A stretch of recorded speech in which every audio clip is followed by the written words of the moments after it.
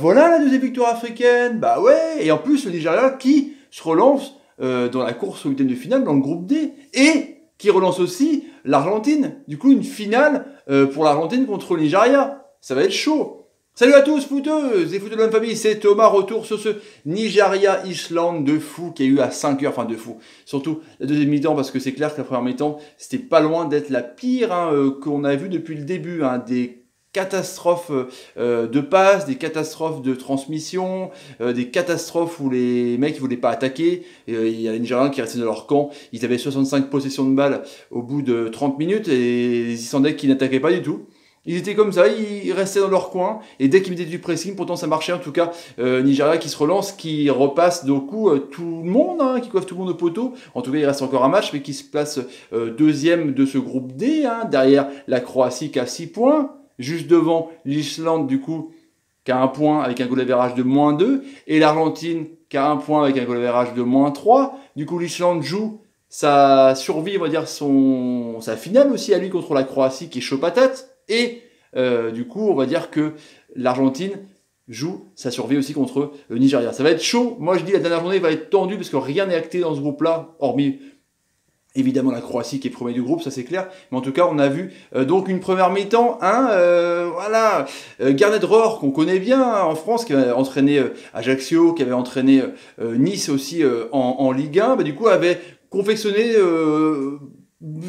plus ou moins la même composition d'équipe que contre la Croatie, avec donc ce 3-5-2 qui peut se transformer des fois en 5-3-2, un peu défensif mais offensif des fois, avec Uzo, Balogun. Il y a quand même des bons joueurs, Balogun il joue à Mayence, Trostekong qui joue à Bursaspor, voilà, Obi Mikel évidemment. Il a Tonjin en Chine, mais c'était un superbe joueur à l'époque à Chelsea. Idowu, Victor Moses évidemment qui est à Chelsea l'ailier, mais là c'est pareil. Dans ce 3-5-2, des fois c'est ailier, mais ça défend aussi sur les côtés latérales. En tout cas, c'est pas mal comme composition d'équipe. En tout cas, c'est couillu, c'est le cas de le dire, parce que quand c'est en défense, c'est un bloc assez résistant, et quand c'est en attaque, tout attaque en même temps. Etebo de Las Palmas, Ndidi de Leicester, très bon, Yenacho de Leicester aussi très bon, et Ahmed Moussa du CSKA Moscou, voilà, qui a été transparent comme toute son équipe, comme les deux équipes en première mi-temps, parce qu'on avait du mal à le trouver, et qui a fait une régalade de génie, franchement, en deuxième mi-temps. Truc de ouf. Et puis, Algrimson, il a fait son 4-4-2 normal à plat, avec Aldorsson qui était très bon contre l'Argentine, Magnusson, Sigurdsson, voilà, les trois défenseurs, Sigurdsson, l'autre, t'as un qui joue à Rostov, et l'autre qui joue à Everton, voilà. Voilà, Finn Bogason, enfin, exactement les mêmes joueurs que contre l'Argentine. Une bonne équipe d'Islande, mais du coup qui s'est fait surprendre de ouf quand même. Bodvarsson aussi de Reading. Pas mal de joueurs en première ligue. Quelques joueurs qui jouent aussi du côté de l'Allemagne à Rostov. Donc une première mi-temps d'Orla, complet. Parce qu'il y avait 0 tir nigérien et 2 tirs islandais. Il ne s'est rien passé. Comme je vous disais, les mecs ils étaient dans leur camp. Ils avaient possession de balle, même tout le match. Mais voilà, ça circulait comme ça transmissait bien, ça se dit pas du tout, mais ça se transmettait bien. Les ballons, les Islandais du coup suivaient, ça coulissait bien le bloc. On dirait que les mecs ils faisaient des ballets, tu sais, ils se regardaient comme ça. Ça dansait complètement. Il y a eu une frappe comme de Sigurdsson dès le début où Uzo s'est employé comme ça partait dans la lucarne. Après il y a eu peut-être un contact avec Balogun et Finn Bogason, mais Genothror a fait comme ça. Non, il plongeait. Il a fait pareil pour le penalty. Non, il plongeait. Enfin, l'arbitre, de toute façon, il a rien dit sur ce contact-là. Et bien après, il n'y a pas eu grand-chose. Les Nigérians jouaient à la baballe, les Islandais attendaient, et puis dès que les Islandais montaient un petit peu en pression, ça mettait en galère un peu les Nigérians, mais rien de plus. Première mi-temps catastrophique, une des pires comme je vous dis. Et puis deuxième mi-temps. Je sais pas ce qu'a fait Rohr à la mi-temps, mais c'est n'importe quoi. Il les a, je sais pas quoi, je sais pas ce qu'ils ont fait, mais c'était incroyable. Ils sont revenus, les Super Eagles, transfigurés. Les Islandais, ils ont dit, mais qu'est-ce que c'est? C'est une autre équipe qui joue contre nous, quoi? Parce que là, le show, Ahmed Moussa a commencé de ouf. Il a fait une frappe de dingue à 25 mètres, super puissante. Aldorsson l'a capté. Après, il a fait une frappe sur la transversale. Et après, cette action de ouf, contre-attaque de Taré, après une perte de ballon au milieu de terrain. Yenacho, paf, il part sur le côté, il donne à Victor Moses. Ça va quand même vite, les Super Eagles.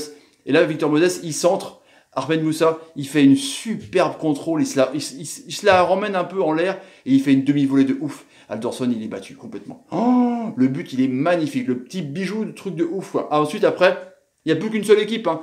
Les Islandais sont complètement étouffés. Hein. Franchement, à part des coups francs lointains, comme il y a eu en première mi-temps, ils font absolument rien. Ndidi de Leicester, justement, a fait une grosse frappe énorme où Alderson a dû la mettre au-dessus de la barre, quand même. Ils en voulaient un truc de ouf, ils en voulaient plus, c'est un truc de malade. Ensuite, après, il y a eu une belle tête de Balogun, voilà. Ensuite, il y a peut-être eu une main, voilà, de Trostekong, le défenseur central de Bursaspor en Turquie. Peut-être une main. Elle est, comment dire, elle contre, mais elle est décollée du corps, c'est clair. Donc c'est chaud, mais c'est involontaire.